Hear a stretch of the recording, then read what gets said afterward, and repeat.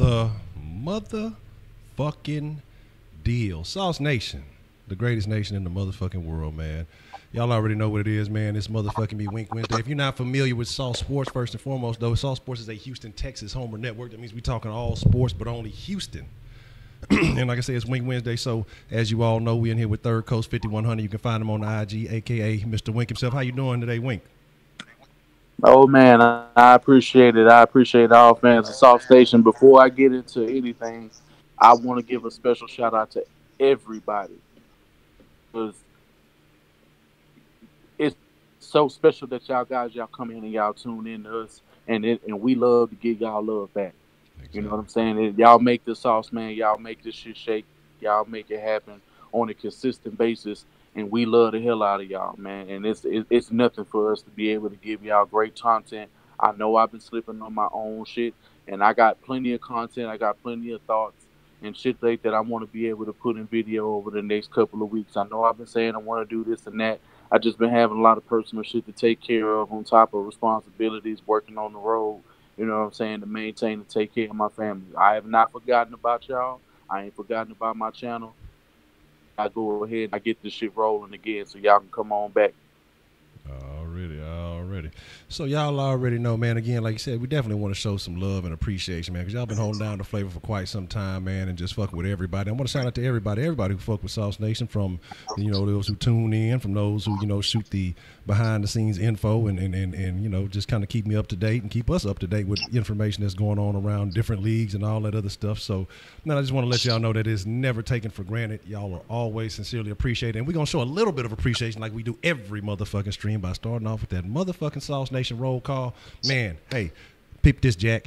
If you from the city, all right, you know the rules, man. Shout out your side with pride. It's that easy. But if you're not from the motherfucking city, man, we don't know where you're from. We don't know how you identify. We don't know how to recognize you, man. Shout out your city, state, town, hood, block, cul-de-sac, avenue. You know what I'm saying? Whatever motherfucking identification you got, your military rankings, you know what I'm saying? Your latitude, longitude. Tap your phone. Go ahead, put the little location button on. Pull up Google Maps. You know what I'm saying? It's going to give you some numbers. You know what I'm saying? Give us the latitude, longitude. However you identify, man, however you represent, whatever you get down with, man, the least we can do is show a little bit of love back, because that's what it is all about, man. You guys are the freshest motherfucking ingredients. Y'all are the flavors that make the sauce so motherfucking fresh. We appreciate each and every single motherfucking one of y'all.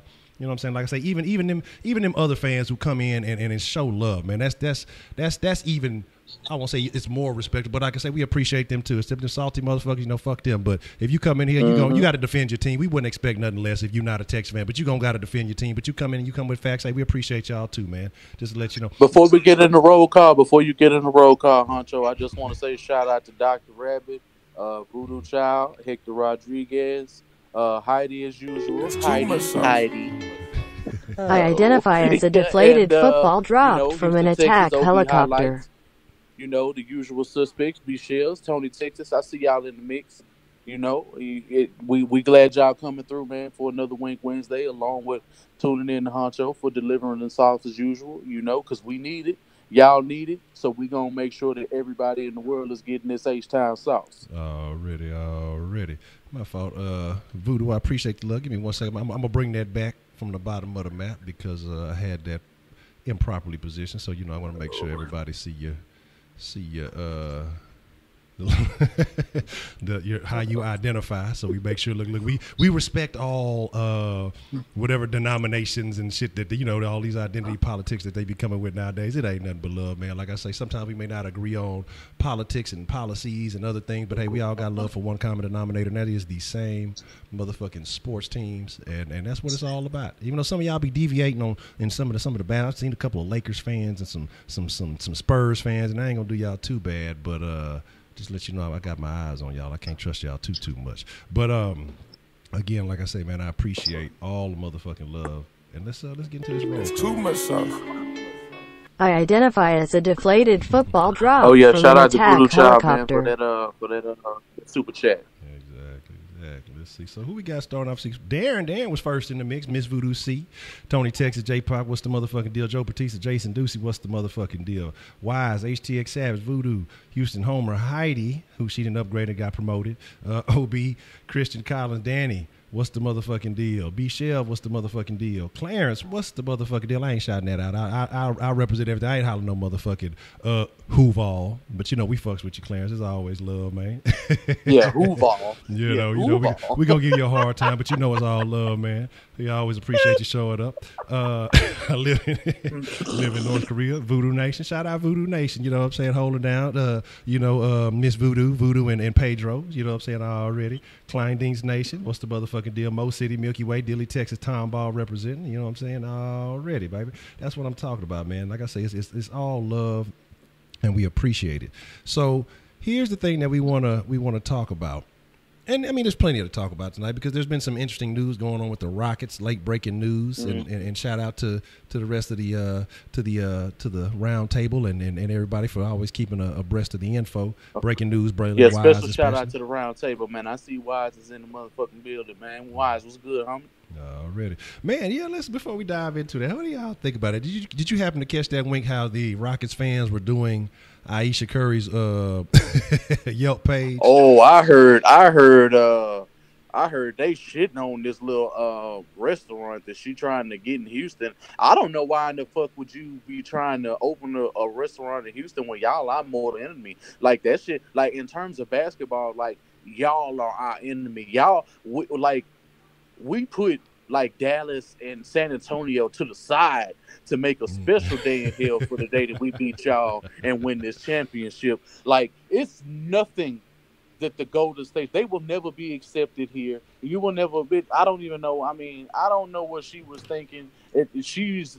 True enough, yeah, this is a great place in terms of profit in order to start a business and shit like this where it can thrive. But she was losing. She's not even in last place. Like, she's somewhere in Shit Creek somewhere. Like, she just swimming up a field and the Gators have got their mouths open ready to shake her damn head off.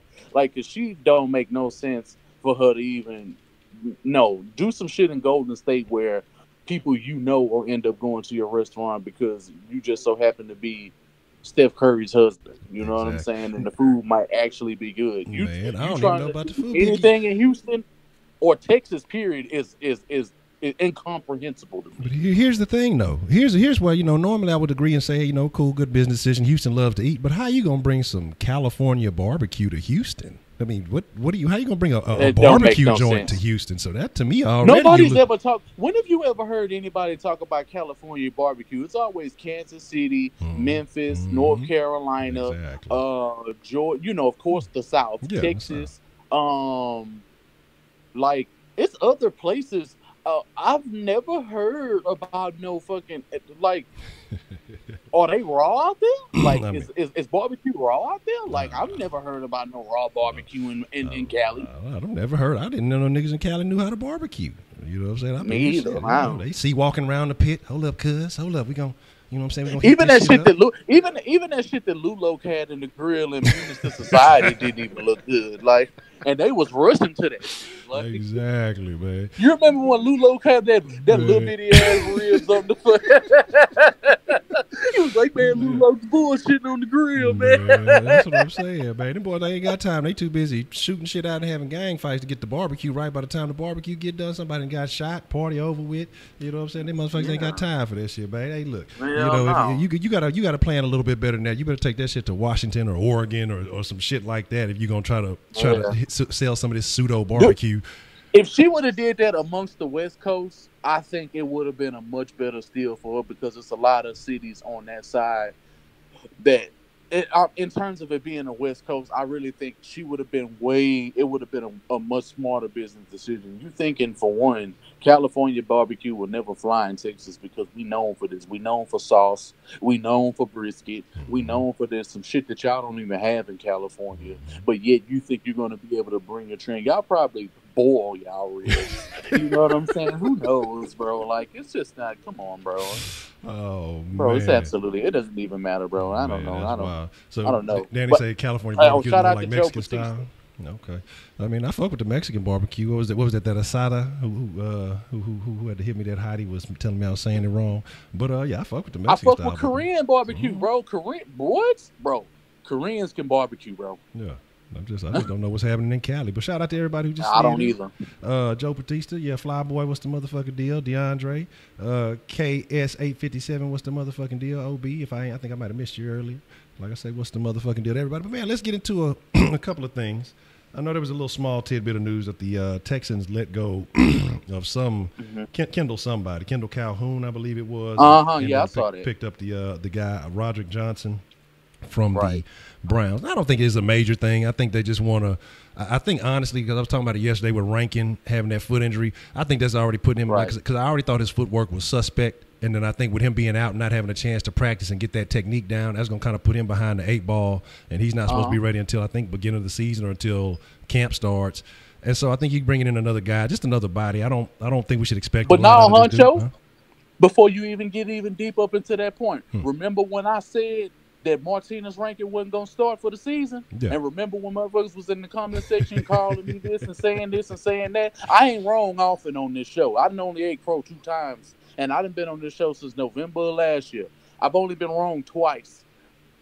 It's no reason that people should have thought that Martinez Rankin was finna be starting and he was going to be taking people's jobs and shit like that just because we picked him up in the 3rd round.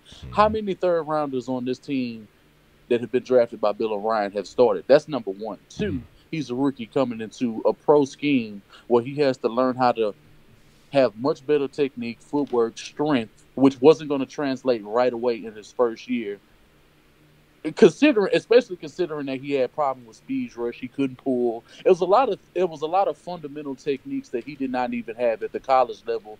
But of course, because it wasn't a plethora of offensive linemen who you really could have got in the later rounds, he was just billed as one of the top 5 or 6 offensive linemen in the draft when it wasn't even strong to begin with.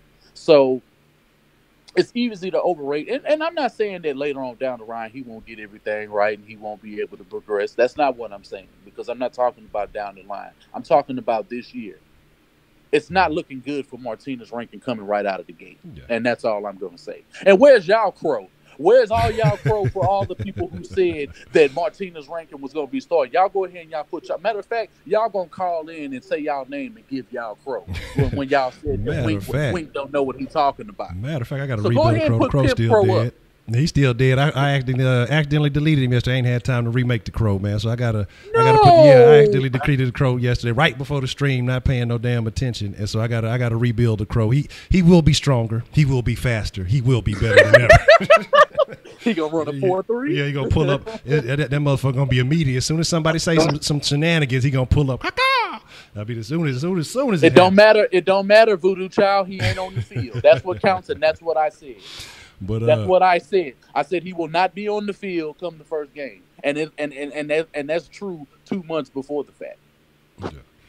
Absolutely. So here's the deal. We're gonna have a newer, better, more engaging crow. So just stay tuned. The crow gonna come. Yeah. But so like I say, with Rankin, he's gonna be out of the mix, and so he's looking like it is what it is. And like I say, the new guy, not a big deal. I don't think we need to go too crazy over it. But the thing that I wanted to talk about was, looking at a couple of different things. And this is why I tell y'all, man, you got to start supporting more independent sports media. And I'm not even just talking about the sauce. I'm talking about anybody who's really taking their time to look into it, man. Because the national media, they'll say anything. You got now, we're in this day and age where people are more concerned with being first than being right. And so what you have now is people, all kind of conflicting news reports about this, that, and the dirty third. It doesn't matter. But I'm taking a look at Madden rankings. Everybody's kind of upset about that. And then I'm taking a look at the top 100. Okay. And I know that they don't really have anything to do with each other, but what you're talking about is quote unquote, video game designers who are supposedly experts at breaking down film and doing whatever. So they get these rankings and they get these statistics. But then you're talking about the motherfuckers who are really on the field having to compete against this competition, against these people. And they're the ones ranking the talent by what they see. So because I know people are talking about J. Davion being an 80, about Watson being a 78 when he was 50 on the list or something like that. This year as a rookie, that their peers are giving them high grades, but these observers, if you will, are ranking them this, that, and the third again, and making them less than quality players or average players, subpar. You know what I mean? So, yeah, Andre Howell being an 87, You know, that would be a name that more people, if he was, and I'm not knocking Hal. Hal is a solid safety. But if Hal was really an 87.3 less than Honey Badger, you'd have heard Hal's name a lot more in the national media. You'd heard a lot more things talking about Hal, and it'd have been a bigger I'm story not gonna lie. Hal's ranking even in Madden 18 was pretty high. I mean, when you really look at, and I make a lot of plays with Andre Hal when I play head-to-head matchups, but he's always had good ball instincts, even though some play, and like I listen to a couple of channels, and it's a channel that I used to fuck with, who I'm not going to end up mentioning on this podcast, but I just so happened to see a video because it just so happened to be recommended, and they were doing a Houston Texans video. So I just so happened to watch it, and the shit that this dude had to say about Andre Hal was straight ridiculous. Like, he can't cover a lick, and he can't do this, and he can't do that. I understand he has at times he has poor tackling angles, and his strength really isn't where it needs to be. But in terms of diagnosing plays and being where he really needs to be to make plays in the secondary in terms of turnovers, is absolutely asinine that he says that Andre Hal has no ball skills whatsoever. And I just was like, bro, man, come on, bro. You don't really watch football. Yeah, like I say, it's cool to just say things these days. I mean, it's cool. People would rather troll you just to get you fired up, and they know that the shit that they're saying is just ridiculous. But just to try to get a response out of people, like, man, I have no problem. I'd rather be right than just be saying something for my own pride. You know, that's why I say, you know, we try to be accountable here with the Crow. You know, right. We try to make sure we stay on top of things. Hey, if I said this, you know, I go back and I say, okay, you know, this, that, and the third. But, you know, most people, we're in this day and age, this 24-hour news cycle. So most of those pundits or whatever you call them, they just going to let it, you know, like dust in the wind, just kind of blow off, and they're not going to, you know, acknowledge the mistakes they make. But that's cool. If people like that, hey, I can't knock it. But again, like I say, support independent sports media, because the guys that actually take time, because they have a passion for it, not just because they collecting a check no matter what the fuck they say, and they're just doing a job. Once it becomes like a job for people lose passion in a lot of stuff, in a lot of industries. I mean, you'd be surprised. In places where you think people would actually care about shit, it's a fucking job. They treat it like shit. But talking about the talent, man, and if we're going on these opinions and we're talking about these things, who would you consider the more reliable source of rating? I mean, are you talking the NFL players or the Madden rankings? The NFL players, because they actually know which players are good. They actually been on the field to see what these players bring to the table and what they do for their franchises, and they know that this shit ain't a joke. Madden ratings and shit, like, they're going off of stats. They're going off of things of what they feel players should have done due to who they are and what teams they're on. That's how they really look at it. I mean, it's not going to stay like that for Jadeveon Clowney long. He'll end up playing a preseason game, and he'll probably end up jumping like 6-7 damn points. The fact that he wasn't even an 87 overall is blasphemous. It makes no sense to me that this man isn't getting his due. If Will Fuller can be an 81, which honestly is justified, you know, due to what he was able to do. And I'm pretty sure most of that came from what he was able to do with Deshaun Watson in that time period, because he was very prolific. But to short Jadeveon Clowney and say that he was along the lines of DJ Reader, who is an ascending player who has been great and will be so much better this season, being back under Romeo Crennel, is a totally different situation. And it's just like you said, the fact that J.J. Watt was a 96, it's only for the love of J.J. Watt, because people are living off of what he did in the past, when this is a what have you done for me lately type league. Last time I checked, the last person who's been dominating on this team on a consistent basis is Whitney Merciless and Jadeveon Clowney when it comes to edge rushers. So when these are the only two guys that you have producing pass rush, and nobody else is really filling in the blanks when those players are coming out, or when guys start scheming to go away from those players, it's concerning to me that people who are in charge of the scouting departments, that, you know, when they make these video games, just don't know what the fuck they're talking about, and it shows due to the rankings that they give these players. Exactly. So talking about the rankings and all these other things that we will be discussing, let's kind of focus in on the Texans. And do you feel like the Texans have been given their just due? Do you think that, because again, like I said, we looked at and I was talking about JJ yesterday, and I felt like, not to knock him, I know what JJ has been capable of. Do I really think that he's that right now? until I see it, I can't say that. So to give him a 96, and that's what kind of had me really thinking about is are they overhyping the Texans? But then you think about a guy like DeAndre Hopkins, underrated still, with all the dozen Baker's dozen, however many fucking quarterback he's dealt with. Right. Like, people don't take into account certain factors, in my opinion. And I think they blatantly overlook these things, and they focus so much on numbers. Like, football isn't a game like baseball where the numbers can basically tell you an accurate story. You know what I mean? And baseball takes into account for errors and things like that. So those numbers are you can kind of understand what's going on. But in a football game, man, what was D-Hop's rating?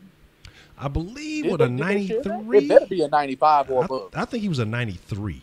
I want to say a 93, but somebody saying a 90. But again, yeah, I mean, that's what I'm saying. You lead the league in touchdowns. I mean, let's be honest. Who's got better toe drag swag than DeAndre? I mean, I mean, come on, man. But again, like I say, it's just it's that perception, that national perception. People have opinions. As long as you're dealing with human beings, you're going to be dealing with opinions and biases. So, but looking at this team overall, because I think the overall ranking for the Texans was like a 78. And I felt like that was a little bit blasphemous, because it just seems like we have talent in key places that there's no way you can't tell me that an offense at one point with a healthy Deshaun Watson that was putting up 35 points a game. You're talking about a defense before it. I mean, got decimated by injuries. Bringing back Romeo Crennel at one point was a top 5, was a number 1 defense. Combined, you bring all these factors back together, and it's a 78.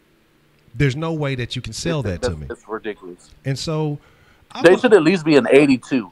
Yeah, at least. I mean, in the 80s, at least. But then again, like I say, you got to take into these factors, these low grades they're giving guys like Jadeveon. And what I said, I thought my opinion with that, and I want to get your take on it after this, is that I felt like they're kind of doing a disservice to Clowney, depending on what position they're grading him at, because he's all over the place. And so I think that, maybe I don't know if they have him ranked as a linebacker and they have him as an 80 as a linebacker. Maybe if you put him on the line, then maybe his rating goes up. I'm not sure, but I don't think they're taking into account the versatility that he has. I don't think they're really paying attention to what he does. I mean, you every snap, you must locate Jadeveon Clowney, or you're going to be in for a world of motherfucking trouble.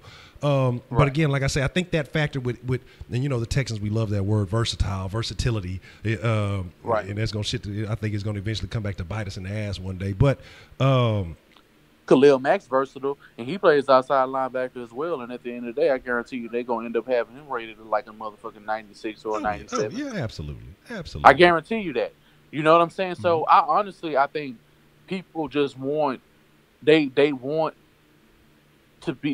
people to be so wrong about Jadeveon Clowney, because a lot of people weren't, and they hating the fact that he's come along so far, so way, and that you can't turn your eyes away on how prolific he is when he's on the football field, how he diagnoses plays, like I said, his mental capability to disrupt play, and the shit that he does physically, how he knifes straight through fucking, but you can't counteract his speed if you're an offensive lineman, period. There's nothing you can do. Tight ends, I didn't see him watch Travis Kelce. I didn't see him watch Gronk. I didn't see him watch these dudes. And Flyboy Entertainment, I'm with you when it comes to the whole Julio argument, when it comes to the top 100 and shit like that, because it's no way that all pro. This man was an all-pro. That means he was one of 2 players at his position who was the very best at wide receiver, and he would have had to have been number 1 because he had the most touchdowns. And at the end of the day, what are you counting? Yardage, catches, or touchdowns? Last time I'm checking, I'm counting the touchdowns. Yeah, yardage is good. He still had damn near he was only like 4 catches away from playing, and he would have gotten that had he played that last game, which I'm pretty sure he would have been able to play. When Bill O'Brien was like, man, fuck that. I'm not putting him in no position where he can fuck around, get hurt, and he gets taken out of the game. He gotta do shit in the off season to get ready. So I understand why he did that. But for his stats' sake, I wanted him to play that final game just so he could get like 1,500 yards and possibly 15 touchdowns and over 100 catches. It only would have helped his status way more had he been able to play in that last game. And it's an unfortunate, but You know it's ridiculous. You know how these people they look at that. I mean, Madden, they do shit in the game. You know, I love the game. I'm gonna still play the game. Yeah, I'm gonna talk shit about the game. The game is gonna be super live for the first like 2-3 months. It always is that way. And then they're gonna start patching the game because these little bullshit because these bums and because the shit is catered to kids to get them to play on the line so that they can look like they could be competitive Madden players down the line because they spend the most money on Madden picks. Let's just get that straight. They don't grind like dudes who've been playing Madden forever who don't want to spend money. You know what I'm saying? Because the shit is you're spending real money on digital currency. I was doing that shit in Madden 16, and when I look at the amount of money that I spent throughout the year to play MUT was absolutely ridiculous. Sure enough, I was able to get MUT rewards and all of that shit for Madden 17, which was the game I didn't even get to play until May of last year. You know what I'm saying? Which was absolutely, because I was on the road so much, I didn't even get to play it. But it's just like Rick Dixon and all these guys at EA Sports, man, they just don't know what they're doing, and they need to listen to dudes like G Maya's World when he out there telling y'all what the fuck is wrong with the game when it comes to competitive Madden play, and you want to appeal the game to kids when it's not for kids. Yeah, sure, kids can learn the game, but when you're talking about content, these dudes don't know coverages. These dudes don't know concepts. These dudes just look at a play, run the same play over and over again. They make it work, and they don't have to be good at the game because the game is built that way. Yeah. Now, I see somebody said that that Mac is a 96, and now that's ridiculous. Now, and when you said I saw Voodoo, I saw you talking about the overall rating. Now, you're talking about the player overall ratings, or are we talking about the team overall? That you're saying that I saw that you said that the creator he's a 96. He said that the creator came out and said that there's a 10-point plus or minus on some of these grades. Players and also over. I mean, but why would you even release that?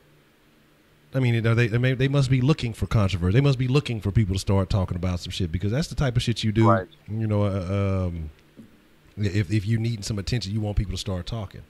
But anyway, like I said, the overall made for 90s, that's crazy. That's ridiculous. He need to get discounted some points for holding out and shit. But anyway, man, J Dills, you know what? You ain't motherfucking lying. I thought this morning was Tuesday myself. Until I started doing my little Spanish lesson, I was like, "Oh shit, it's miércoles." We said, you know, it's like I say, it's crazy though because it's almost disrespectful. I saw somebody said Clowney can use that as bulletin board material, and you know what? I hope the fuck that he does, and I hope the rest of them do. I hope all of them do. Got a little text coming in on South Line. It says, "What's up, Honcho? Shout out to Wink. Tomorrow's the draft. So, what are your thoughts on the draft tomorrow and any trade rumors?" Yeah, we're gonna talk about that actually here in just a minute. I want to just cover a little bit more about the Texans. We're going to talk about if it's about basketball, I'm going to be completely lost, and I'm going to let you handle that. I don't know who the fuck's in the draft. I do not keep up with the NBA draft whatsoever. I don't know who's good. I don't know what teams are picking. I don't care about it. I just care about the veterans who I do know, who I happen to watch, when I do tune in and watch basketball, because it's not consistent enough for me. And NBA drafts just aren't interesting. I don't even know why people watch it. Man, yeah, that's my thing. I'm not big on the NBA draft, but I have heard some news. Shout out to Breaking News, Bray Wise, Dusty Chicken. I mean, AKA Rising Phoenix. What's the motherfucking deal? Here's the thing: is that I've heard that the Rockets have been in some talks with, I believe, the Knicks and a couple of other teams to try to get a mid-lottery pick. So we're talking about up in that I guess that 9 through 12 area, something like that. I believe Gordon's name has been in the mix, and we were kind of having a little discussion about it earlier. And I was kind of asking, if they thought that it would be quite possible that they're looking to get a high pick to try to package, maybe with Anderson to try to ship Anderson out of town, because I think Anderson is one of the biggest roadblocks with that fucking contract, with all that money that you're paying him. Right. I think Anderson is the biggest roadblock as far as the Rockets trying to move forward and do some other things. But if they do keep the pick, I see you talking Trae Young. Trae Young is probably one of the few college players that I am familiar with. And if they were to acquire him, I think that would be definitely someone you would definitely want to retain, because I think he's going to be very talented. His skill set. My brother seems, not to cut you off, Honcho, but my brother seems to think, because I was talking to him last week when I had got to Dallas, and we were talking about basketball, and he seems to think the only thing that we're really missing is a strong power forward. Yeah, absolutely.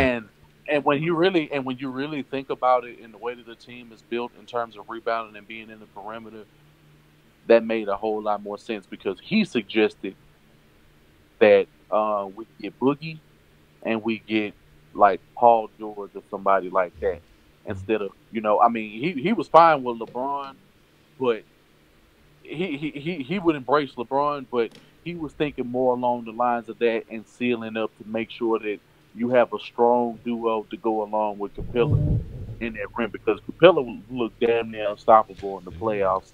I mean, he was going to get some of the best talent and was shutting dudes down left and right, and they could not contend with this man. So, shout out to my brother Preston, what I'm saying, for going ahead and bringing that point up. And I just wanted to know, like, how does the Sauce feel about bringing in a stronger power forward or taller with size instead of having guys like PJ Tucker, what I'm saying, and guys like that trying to go ahead and be on rim protection, and we play a much bigger set when we're playing? I don't know, because to me that Tuck Wagon lineup was the lineup that shut down Golden State's AKA death lineup, but we don't address it as that because that shit got killed. That's that Hampton 5, that old hoe shit that they be on, that Hampton barbecue shit they be on. But my thing is, PJ Tucker at this point, I think he made himself a key piece last year by showing, especially coming towards the second half of the season when we saw that Anderson wasn't going to be shit, that he was an integral piece. That defense, I think offensively we're solid. I don't think we have too many issues with that. Then I saw somebody mention the Hartenstein kid. That's somebody that we drafted last year. They shipped him overseas, and then he should be playing. He should be on the roster this year. That's going to be somebody I'm going to keep a very close eye on because I feel like he's going to get here and he's going to produce because he has a nice game to him. And so I think he's going to be ready. I think you get a little bit of time, let Olajuwon work with him in the post a little bit. I think he's going to be a serious player. And it was interesting. I didn't realize Capella finished second in the league in blocks overall. And so I'm sitting here and I'm looking at that. I'm like, okay, there's a lot of LeBron talk. That's important. Yeah, there's a lot of LeBron talk, but you're talking, hey, people saying CP3 wants a max. Harden already has a max. If LeBron comes here, he's going to want a max. Well, then how do you retain Capella? And so if it comes down to a situation like that. And what are these? Before you get into that next point, who are all these people? And where these play? When I hear a player get on Twitter or put on his social media, just like Trevor Ariza had on his social media that he wanted a max and guys like that, then I'll believe the guys want maxing. I mean, I don't want to regurgitate national media concepts when they have no truth to them. You know what I'm saying? I don't want to be one of those people. They come on, to talk sport to be able to say what everybody said because I feel I'm only adding to a national media narrative that isn't even worth anybody's time to listen to from the get-go. I mean, so Chris Paul has no reason to want a max contract after the money that he just made in LA.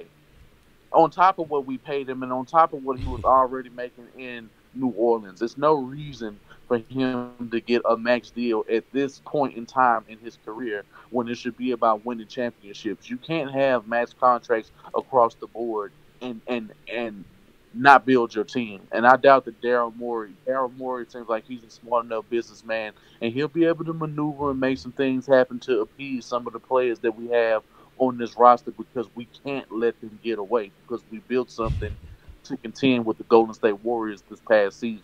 No. But yeah, I saw that Dwight got traded. I see y'all talking about that. Dwight. Yeah, he just can't catch a break, bro. Last week, he was on Sports Nation, and Carrie Champion was giving him the business, bro. Shit. Like, yeah, she was giving. Well, I couldn't hear it because I was in this bar, and the sound system that they have didn't have the TV where it was up to where I could hear what the fuck what she was actually saying to him. But how from his facial reactions and how she was looking at him. She did not. Whatever he said must have pissed her off, and she was giving this dude the fucking business, bro. Really. So I see somebody saying that CP3 said he's willing to take a pay cut. What did you hear that? Because see, this is my thing about. I'm going off of historically CP3 being the president of the the Players Association.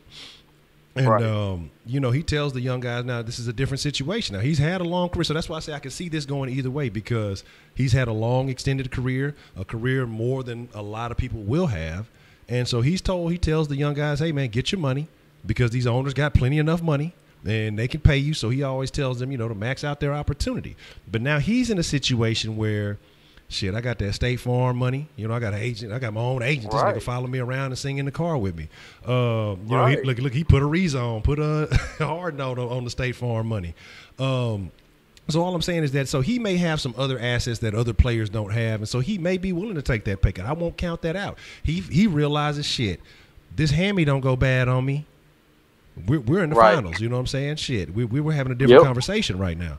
But this is why I say I had to jump off the Shannon Sharp bandwagon, man, because he's just been doing too much hating on the Rockets for me, dog. Like, even Skip yesterday was like, you know, he was talking about if LeBron ended up going to L.A. and mixing with Kawhi and all that, who has a better chance to beat the Warriors? And, you know, you already know fucking Sharp gonna go whatever LeBron is.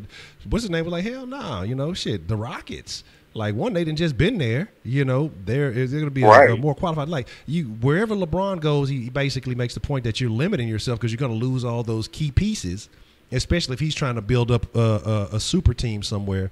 It's gonna require a team to lose some assets. And so that's been the thing with me, is like, I like LeBron, don't get me wrong, it'd be cool, but I've said it since the very beginning. We just need a small upgrades. Like I say, get rid of Anderson and get somebody who can give you, honestly, if you'd have had somebody who could give you 10 points a game in the playoffs, as Anderson gave you nothing. Anderson, for 2 playoffs, 2 years in a row, has given you nothing.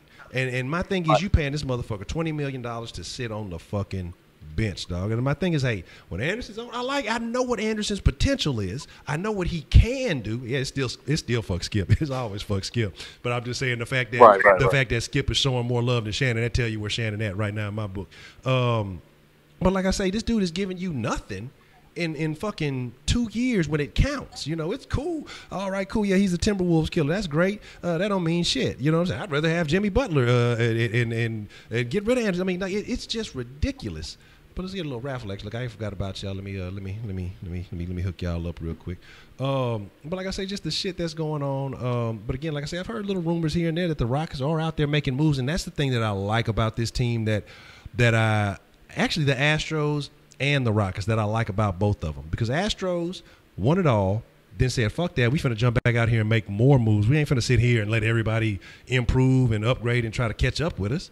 We want to still continue to contend. We're still trying to compete. So, bam, they went re-upped and got, what's his name? Who was the fucking pitcher? And like I said, you know, my baseball is subpar. So y'all drop that pitcher name in the mother. Cole, I believe you. Cole. And, yes, yeah, I beat you. I got this now. Appreciate it, Dope Chef. And so my thing is, the Rockets, bam, okay, hey, we were right there on the brink. Okay, cool. We still trying to fight. Okay, we know we need to re-up. We need to go ahead and add some more people. We want more firepower.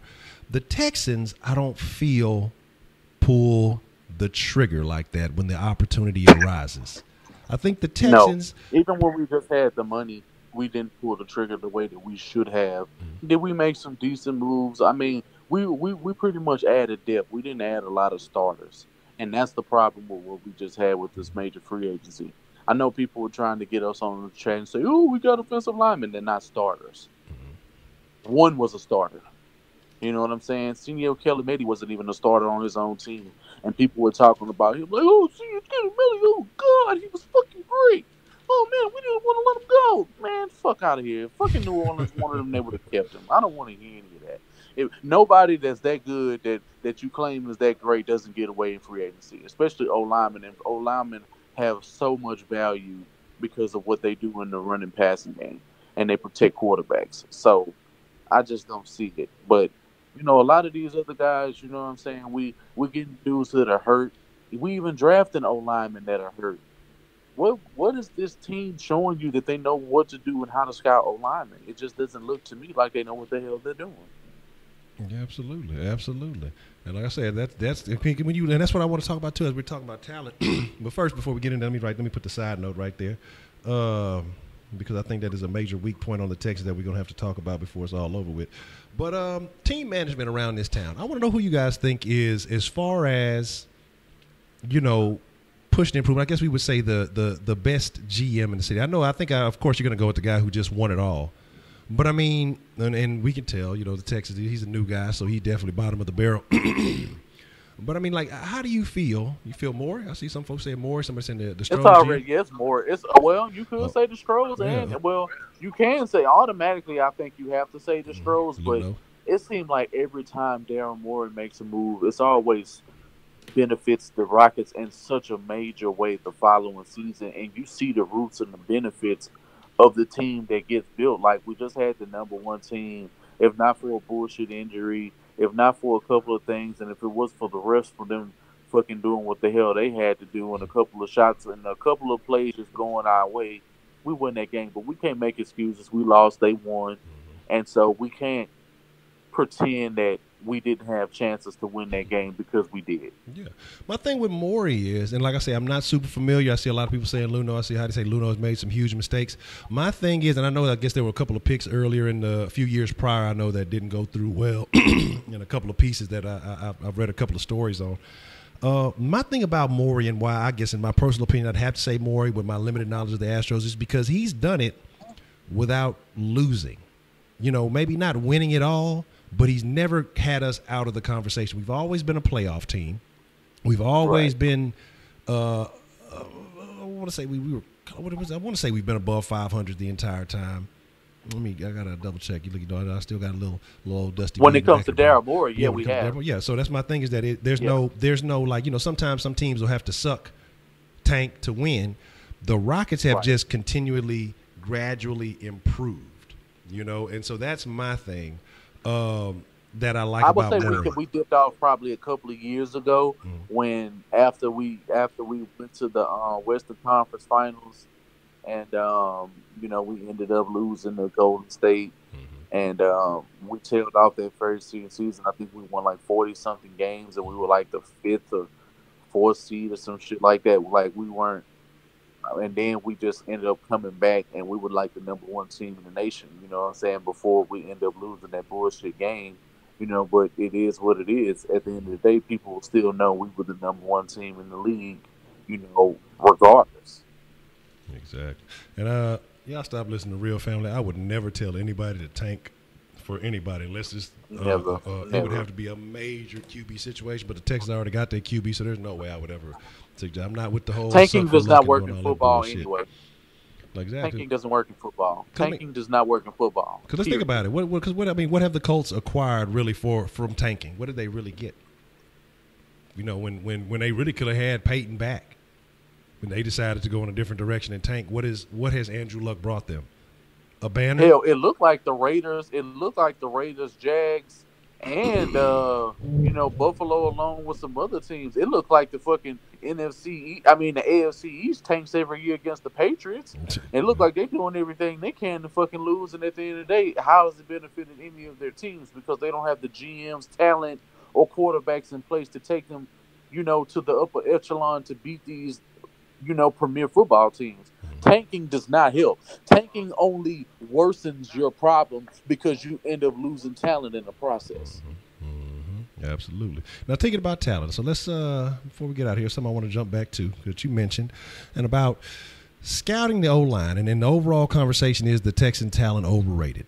And I think this is where we have to address the weak point, because I feel like, Ed Oliver's a beast. You know what I'm saying? Anybody named Ed that went to UFH, you got to trust him. You got to fuck with him. Ed Oliver is a motherfucking beast. Shout out to Miss Voodoo C for winning the sauce raffle. Him.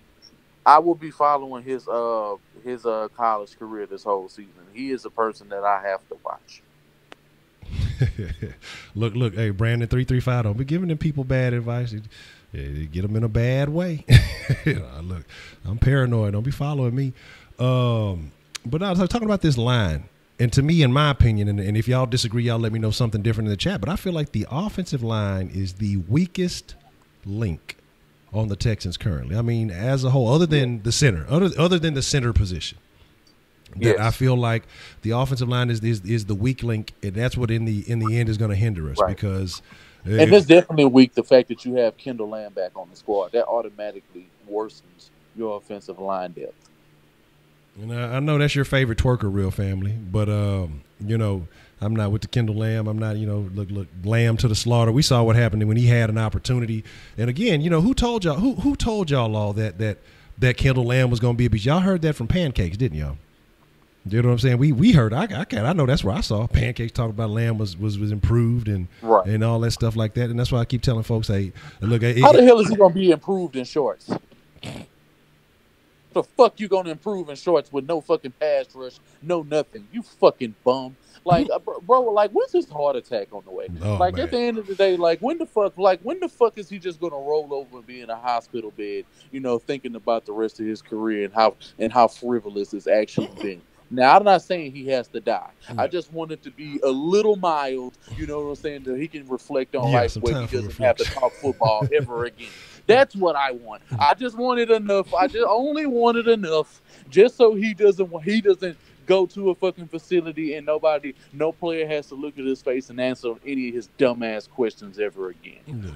Look, I swear, he be looking in the pictures. It look like he be following Davenport all around. Wherever Davenport go, it look like he got a fucking little lemming behind him. What happened? What's going on with Jameis Winston? What y'all talking about? What's this breaking news? What's going down? What? What's happening? What happened to Jameis Winston? Was that a little bit too? And then Dust Scout tweeted, fat Twinkie. Look. I just, you know, my thing with McClain is that, you know, I guess he can't take it. I mean, it's not his fault that people are taking him like his word is law or whatever it is. I mean, hey, shit, if you got that kind of power, you know, motherfuckers gonna try to sway it. But to me, it's just that the dude, their opinions, and he words things in a way that people think that this is like he's actually getting some inside knowledge or like he's just getting a heads up on something when I don't think he has that pull anymore. You know?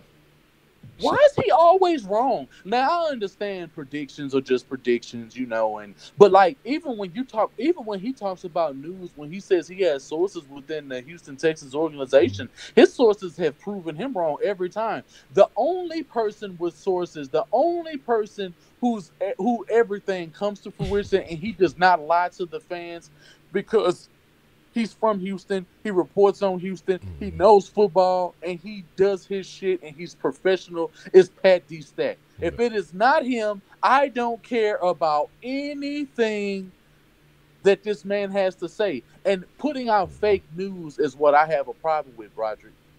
That's what I have a problem with. When you sit here and you say that you have sources, and when you put out all of this news that you feed to fans, and you have people calling in the 790 and 610, and they praising the fuck out of this man, and he's never right, and he always gets it wrong. When you listen to his interviews, post-game, pre-game, during the offseason, whenever, and when they ask this man his opinion, and when he tries to give facts, he's always wrong. He is never right about anything. I don't mind him giving his opinion, but goddamn, at least if you're going to be an insider, how the fuck are you an insider but you're wrong? Like, you're our conduit to the like you're the conduit to the fans about sports and what the team is doing, what's going on behind doors, because it's not like the fans can just openly ask the fucking players what's going on. Damn. So why in the hell can't you report and get any story straight? Your shit on the Chronicle is garbage because nobody cares about it. Nobody's subscribing to that bullshit. You know what I'm saying? The only notable person we have is Pat D-Stat, and it's just unfortunate that he's not invited to these sports shows. And the only validity that John McClain has is Radio Sports 16 because he's on the fucking radio all day from 6 in the morning all the way to 7 at night. On top of being in the Texans building, doing reports and putting out his own shit and pulling out columns that nobody even cares about. The only people who should care about his opinion are people who, when he was with the Oilers and all of these other people. Outside of that, if you're a Houston Texans fan, you have no reason to believe in anything that John McClain has to say. Jay Dizzle say he think Pancake could take you, man. Man, Pancakes to get his big ass rolled down the hill, man. Trust me, bro. My thing with him too, but it's like I say, because he does a lot of work with 6'10", and he does. I think he fucks around up in Titans territory too, because he goes and he's always on the radio up there too, man. I am calm. I wonder what y'all saying. I just got a little voice inflection. That's all. That shouldn't scare y'all. I'm a father. I gotta have it. You know what I'm saying? Like shit. I got kids out here. Sometimes you gotta elevate your voice to get their goddamn attention. You listening? Ain't you? Shit, that's all I care about. They know what come with that. But yeah, Patty Stats will come. But he's been doing a little bit here and there. I've been seeing little tweets here and there from him. So definitely, hopefully everything's going well in his recovery, because he's definitely one of my favorite to hear from. Yes. But again, man, him and Texas Cleave. I wish Texas Cleaver, man, was more so in there, because I know he would ask the right fucking questions. He would be. I swear, man, they better not ever grant me when I move back to Houston next year, and as we're doing this shit, and we able to get in studio and do live sauces, and everything else comes to fruition for the Sauce Network. I'm telling you right now, I better not ever get granted credentials. You know what I'm saying? To be in a room where this man is, and I get to look at his fat ass face, and he asks the stupidest fucking questions that he can ask. And I'm just like, why the fuck do you care? He always cares about how other men feel. Like, this isn't an emotional game. Why in the fuck are you asking how men feel? Like, why? You know what I'm saying? Like, he doesn't ask any football, really. He doesn't ask any real football questions. And that's just why dudes look at him and they just, like, bro, why do you always get the first question? And I would be, if I'm being interviewed, there's no way, and I'm letting him know this up front. I'm telling him to let them know, bro, you can't ask me any questions, because you never ask the right questions. Yeah, and that's my thing, man. It's just like I say, my deal with him is I could accept him how he was for the most part. I just tune him out. But like I say, my final straw that broke the camel's back with McClain was the incident with Seth Payne and Ennis, man. Because if you want credit to be that elder statement, you want credit, you want to be the man, then be the man and resolve that situation, because that made the whole city look bad. And you sitting right there, and the only thing that you got upset, he wasn't upset about them beefing. He was upset because he wasn't getting his talking time. So he gets upset and walks off. To me, like I say, he's got a diva mentality, because he expects people to, to run and come ask for his opinion about anything that has to do. Yeah, and that's my deal with him. So even he may do the other things. I saw Brother saying that he comes and he goes back and he says when he's wrong. Again, like I said, I don't listen to him enough anymore to really hear a lot of that. When I start hearing him on the radio, I start turning it. Like I really don't. Like I don't want to listen to him anymore. I honestly, bro, I unsubscribe to all of the podcasts and shit, with the exception of the Now What podcast and State of the Texans. When it comes to sports radio, I can actually listen to Sean, Sean, the Triple Threat, you know what I'm saying, and guys like that. I really don't have a problem with the Triple Threat. The Triple Threat across the board, for the most part, they're fair. I don't always agree with Ted. I don't always agree with Rich Lord. I don't always agree with Sean. But at the end of the day, they're more consistent, and they're across the board. They have a little bit more knowledge, because Seth Payne has really dipped his toe, you know what I'm saying, into this fire where he really thinks like dudes are really chicken for him like that. Like, bro, nobody really knows who the fuck you are. You weren't a phenomenal football player. You sit here and you talk about football, and you should know football talent, but then when I bring up football talent, you do everything you can to downplay people to call in on your show, because you don't want to address the problem that I brought up. You know what I'm saying? Which was that we lacked, and we spent draft picks on guys, that aren't going to be in. Martinez Rankin, he's a third rounder that's already not going to be able to contribute right off for the cuff. Treat these third rounders this year like first rounders. You know what I'm saying? And every single round is pretty much the trickle down theory with what we had to do. And you know what I'm saying? It's just unfortunate that we didn't draft players in need to build towards this football team for it to be much greater. I think Deshaun Watson changes and he helps the situation because he's a phenomenal quarterback, and Romeo Crennel is in the fold. If it was not for those two options, there's no way I would say this team is going to go over 10-6. Oh man! Somebody shoot Broderick. Shoot him 10,000. Yeah, but and I said that, Broderick. And I said that, Broderick. Like, I don't always agree with shit that Ted be saying. And I think what really pisses me off about Ted, he defends Bob McNair entirely too much. He's with that, oh well, he's an older guy, he's a good guy, but he does fucked up racist shit all the time. But he's still a good guy. And guys like that, I take a step back to guys like that who defend ignorance. And I can't. When you openly have a platform and you openly defend ignorance, I just can't. It turns me off. Yeah. It really does, and I'm not with it. Okay. Yeah, man, and before we slide out of here, man, I definitely. Oh man, actually, look. I'm open up the sauce line for a couple of minutes because if y'all want to call in, you know what I'm saying, we'll take a call or two. But man, yeah, I saw that about Nick Young talking about cocaine should be legal. Test that man right now. Then test him tomorrow. And then test him the day after that too. Because he may be able to hold out for a couple of days, but he a damn cokehead. He ain't gonna last too long. You gonna catch him on one of them days. He gonna feel like if you gave him a drug test, he gonna go toot it up. You gonna catch him on the next one. Like, what the fuck, dog? Like, hey, look, this is my thing. Like, this is how you know it's too much going. Because even if you do pot, I'm not. You do what you do. It's your life. You know what I'm saying? Cocaine is a hell of a drug. You do what you do. I got friends who never did drugs. I mean, all the way through high school, all the way. And then, you know, as they got older, they mixed with a different crowd and they party a little bit. When it's time to have fun, they work hard than a motherfucker and they like to go party, get a little powder. I used to be like, man, what the fuck is you doing? Yeah, I was like, what the fuck is you? My nigga, you know, what's really good? And he's like, man, like when I put in my work, I work hard for months on end. And then when I got, you know, some leeway and I can do a little, I'll party a little bit, but I don't even do it, you know, every time when I'm off or nothing. So I started to look at it differently. So I ain't knocking it. I mean, it used to be a common thing way back in the day. You choose your own destiny. You know what I'm saying? Y'all remember them books where you turn to this page, you read here. If you want to do this, go to this page. If you want to do that, you choose your own motherfucking destiny. Okay, so do whatever the fuck you want with yourself. But that's just one of those things. I don't think we've reached the status in society where that's a drug you can kind of be braggadocious about. You know what I'm saying? Weed, everybody, weed is a plant. So I think people are just kind of more, they see that there's not that addiction. It's not wrecking your life like you've seen people on coke and crack. And I mean, because you talk about degrees almost of separation, and it can get a real thin line. You can't just be out here saying, man, everybody let's do coke. Hey, you know, pulling out the trays and shit on the fucking on the sideline and shit. You can't be doing all that, man. Yeah, that booger shit, he tooting and booting for real. You know what I'm saying? So I mean, I say it is what it is, though. That's just not my cup of tea. Like I say, you know, like I say, I don't knock nobody for doing what they want to do. You know what I mean? But you can't just be out here like it's kosher. Like, hey, let's just motherfucking me. Let's all do some powder. Like, hold on, pimp.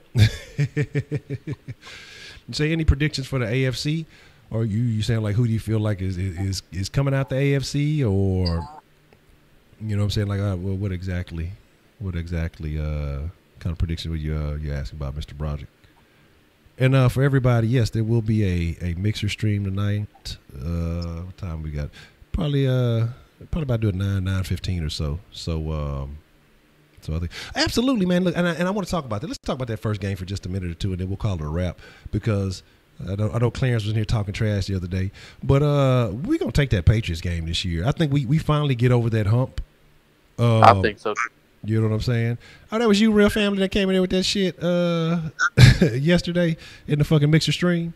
But I think that with Edelman out, Brady has kind of changed his tune. I don't know if y'all have heard that about how long he goes before he retires. I'm sure that whatever her name, Gazelle or Jizzle, young Jizzle, whatever is in his ear, telling him all kind of shenanigans, you know, trying to get him to stop playing. So we'll see where his mind is. But the thing is, if he knows that his end is coming soon, he may play harder than ever, you know, knowing that this may be the last few opportunities that he has. But I think if we go into this season healthy, I mean, especially starting the year off with a hungry Texas defense, especially those guys with Watt and Merciless who missed so much time, hungry, ready to play with Honey Badger. You telling me, you know, a couple of years back with 17 and we applied the pressure on Brady like that, again, with Cornell, that we won't have a similar situation starting off the season when he's going to be missing some key pieces, when they're still going to be kind of figuring out, you know, how they're going to act. Because they lost a few essential pieces, the Patriots, as far as their line, as far as, you with Cooks, again, Edelman being suspended. I think that we take that one, man. I think we take that one. No, stop. But I mean, again, that man got to rep for his team if he if he feels that way. The Jags can't take over the KFC, much less the AFC, so we ain't really worried about them. But my thing, you say Chargers, Texans, Steelers, Jags, top 4 teams. I could probably agree with you on that. I could probably let me think about that a second. And man, Wink, I don't think you had a chance to speak on it. We brought it up the other day. How do you feel about what the Ravens are trying to do with Lamar Jackson? I feel it's incompetence to watch this regressing quarterback that you guys. He hasn't been really good, with the exception of the year that he had with Gary Kubiak. And, it was unfortunate for the Ravens that they couldn't retain this man because he was doing wonders for their football team when he was their offensive coordinator. As a matter of fact, I don't think they've had double-digit wins since that. And I want to say that was, the 2014 season? Because that was the last time they went to the playoffs. They haven't been to the playoffs since 2014. I know they have a nice defense, you know what I'm saying? They're building that back up, but they have a lot of edge rushers that happen to be getting a whole lot older. Like, how much longer can T-Sizzle really play at a high level? I don't really see him being able to do that for another 2 to 3 years. If guys like Thomas Davis are getting ready to retire after this season, I see no reason why T-Sizzle needs to continue to play football and put stress on his body. I feel he's done everything he's needed to do. He's been a defensive player of the year. He's been an All-Pro. He's been a Pro Bowler. He's won a Super Bowl championship. There's nothing else left for you to do. With a team that's being headed by Joe Flacco, I just don't see y'all winning another Super Bowl. And I really don't. I just don't see it. They don't have the run game that they had back then. They don't have that type of defense, that real Ravens defense that was dominating among that point in time. And at the end of the day, you don't have enough prolific weapons on the outside to even get it done. So man, you don't have a Anquan Bolden type player, a receiver for your team right now. I don't know. Yeah, Justin, you asked if I'm a Houston homer if I fuck with Rice. You got to understand something, baby. I went to U of H for the short time that I did attend while I was actually going to class. And if I still got some old salty feelings, back from the Bayou Bucket days and things like that. So fuck Rice. That's basically what I'm boiling it down to. I'm boiling down the Rice to fuck Rice. No, but Rice is cool, man. I respect Rice for what they are, and Rice, they brought out some talent. James Casey. I can't get mad at that. Whatchamacallit came from Rice too. On the team right now, fucking Covington. Covington. I don't know what the fuck am I thinking of something else, but Covington. So I give them that. But as far as just do I have love for Rice? No, but I will. Rice is really more for if you really want to get a top end education. Exactly. It's not for athletics. Exactly. And they solid. I think Rice. They're supposed to have a solid baseball program. If I do believe. So shout out to Bun for the class he had there. So Bun be holding down. Yeah. But with that being said, you said the NFL Network had us lose the Pats, Titans, and okay.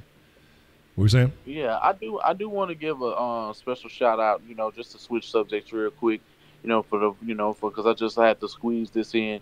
Just shout out to Errol Spence, man. Oh, yeah. Shout out to Errol Spence, man, for holding down Texas. Shout out to the Charlo brothers, man, because they were in the building in his fight. And I was watching, some, like right before you ended up calling me, I was actually watching a video with some boxing and shit, from one of my favorite tubers when it comes to boxing, 78 Sports TV. Shout out to 78 and the whole entire LDBC, Black Fight Fan, Ticket TV, Cali, Enigma, all of those dudes. You know what I'm saying? And it's just that this man has Jerry Jones behind him, a media guru.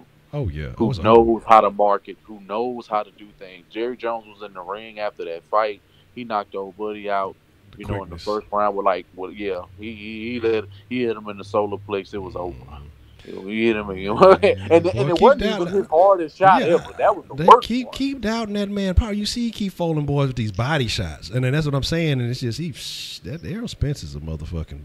The fact that he was on the Breakfast Club a day after Terrence Crawford was on the Breakfast Club. I love what Charlamagne is doing.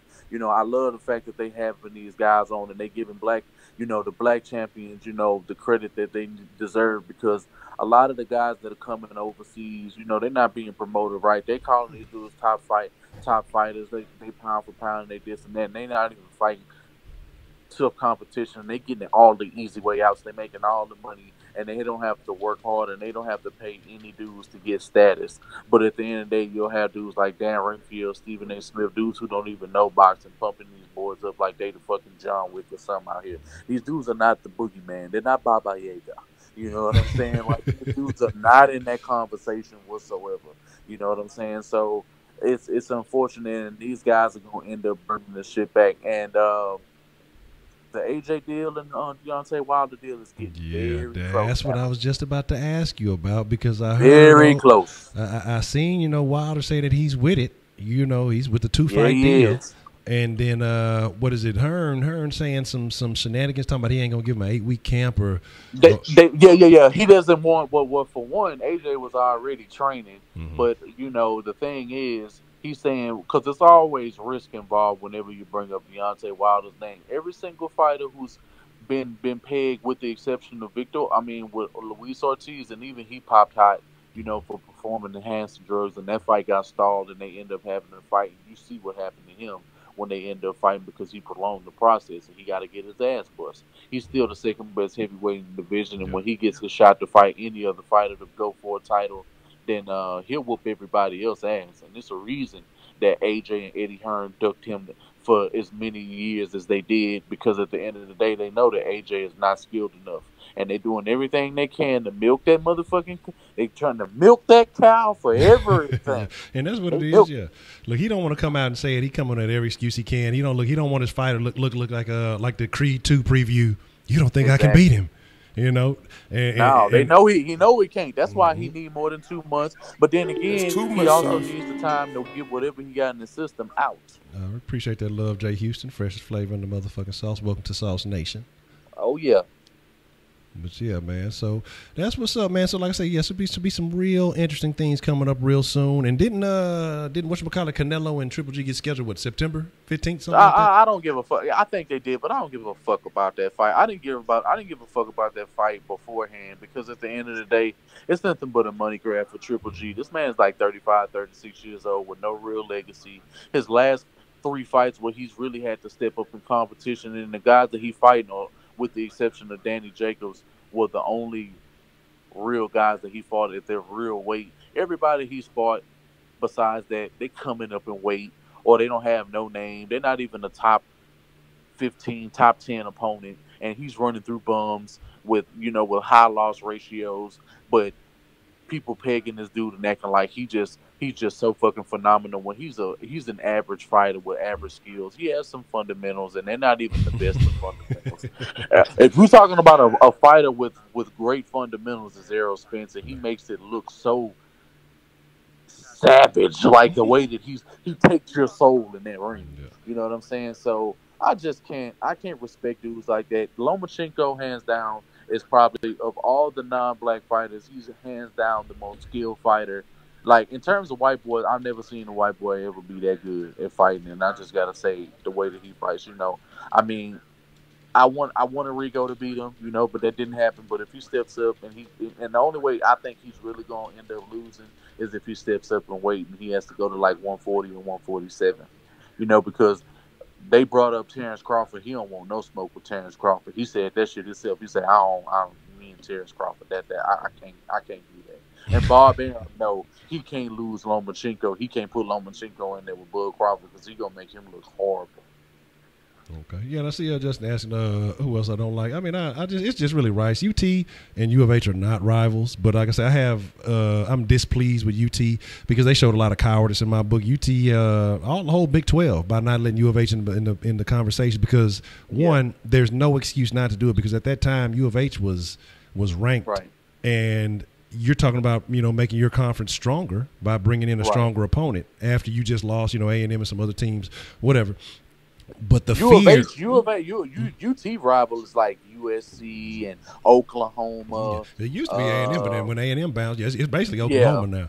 But the thing is, because they saw that year in Oklahoma too, because that year, motherfucking U of H smoked Oklahoma, and a couple other teams. And so what it was is that the Big 12 was afraid that if U of H comes into this fucking conference, well, we all fucked. I mean, our fucking program is basically gonna die. Because why would you leave? If the talent from Houston can stay in Houston and play in a big time program and play on TV and all that, man, come on, man.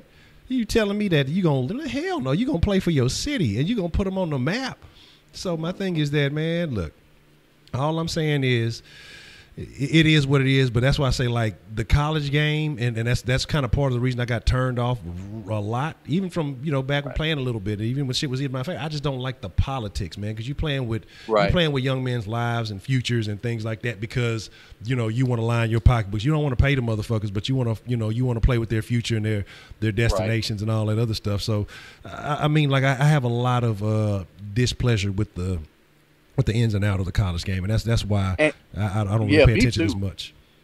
Me too, and I feel the same reasons that Arian Foster and all these other athletes. They already know this shit is a Ponzi scheme. College is only set to put you in debt. Like, it's because when's the last time you heard of somebody getting a degree and able to go right into a job making $60,000 to $80,000 right off rip once you graduate college with a bachelor's degree? A bachelor's degree ain't shit no more. Yeah. Like, a bachelor's degree would be something for me in IT. Yeah, I'm in the IT field, so I mean that would be okay for IT. That shit cool for the military if you got a bachelor's or something like that. You can be an officer, so it's easy for you to skip past being enlisted or some shit like that. Mm-hmm. But having if you don't have a master's or above, a PhD or something like that, a doctorate, you're not doing anything. Like a college degree is worthless because at the end of the day, people are getting away from a lot of these bullshit degrees because they don't have the jobs to match up because there's no compensation within those fields. So why in the fuck are you going out and picking bullshit degrees when you're not even going to get paid to do the job? Like, to graduate and to be a teacher in this fucking country is a joke. Like, if you're not a college professor, if you're not a specialist or something like that, you ain't making no money. No. You know what I'm saying? No. So why do it? Yeah, I see y'all talking about because at the end of the day, you ain't doing it for the kids. You're doing it to make money. You talking about letting hold $30K for look. You let me hold $30K for 7 years. You make that investment. Look, you gonna get back a nice chunk. Look, don't let me go. Look, that's all I'm saying. Don't let me go. It'll be a worthwhile investment. But hey, those days are coming. We ain't worried about that. But this is what we're gonna do, man. We're gonna call it a wrap. I want to say, man, another good motherfucking Winks Wednesday. And honestly, we enjoy doing this, but it's you guys that bring that flavor. Wink, anything you want to say before we slide up out of here? Man, just as I said, and I want to reiterate this again for everybody who wasn't in the sauce when it first started. Me and Honcho were just talking, and we realize, man, this is such a great platform, and y'all guys to come on here. Men and women are all, of all cultures. We get to come in, we get to talk about sports. Y'all get to relay y'all points. We get to shout y'all out back. We make y'all feel important. Y'all make us feel important, and y'all value our opinions. And you agree and you disagree. When you agree, it's okay. When you do agree, that's okay too. It doesn't matter. It's all content that we get to put in together. We all have opinions that matter, and we just appreciate that y'all appreciate us. Exactly. And there's nothing else I really can say. And it's one thing that Honcho and I also talked about, I guess, what can end up being implemented in the sauce, and it's just gonna be a matter of days for like Fan Appreciation Day. But I'll let Honcho relate that to y'all. What we're talking about is kind of doing something, man, because like I say, we want it to, like I say, it's about y'all are the flavors, y'all are the freshness, y'all are what makes the sauce so flavorful, being a fresh ingredient, man. And we gonna do something, like I say, just to give back, show the appreciation, because like I say, y'all be in here night in, night out, from the gram to the Twitter to the, whatever other platform. Like I said, a lot of y'all fuck with me on the Mixer and all that other good shit, man. Now, like I say, I appreciate all those things, man. And like I say, we got a little plan in the works to kind of just show some of that love back, man. And I mean, like I say, that's the least that can shake. So, like I say, just stay tuned on that one. And like I said, we'll have more details from you as it comes along. I see Aisha Curry Yelp in the description box. Look, yeah, that's y'all homework, man. Look, y'all got homework. Y'all supposed to tell 10 friends about the flavor. And then part 2, y'all got to hit that Yelp page and tell ain't nobody fucking with no Cali barbecue. You know what I'm saying? Tell her keep that shit in Oakland or whatever the fuck they doing it. And all that, you know what I'm saying? And I appreciate that. Heidi did. She definitely went out and she was tagging people on the gram and all that other stuff. So, yeah, I appreciate that. She did put in that work. And so I say, look, y'all need to follow suit, man. Heidi out there out working y'all, man. She in a whole other country and shit. But with that being said, man, like I say, Sauce Nation, y'all already know what it is, man. Y'all are the freshest motherfucking ingredients in the world. I don't care what them other motherfuckers be saying about y'all. Y'all cool in my book, man. But with that being said, y'all be cool like y'all be cool. Y'all stay saucy. We'll call it a wrap, man. And we out.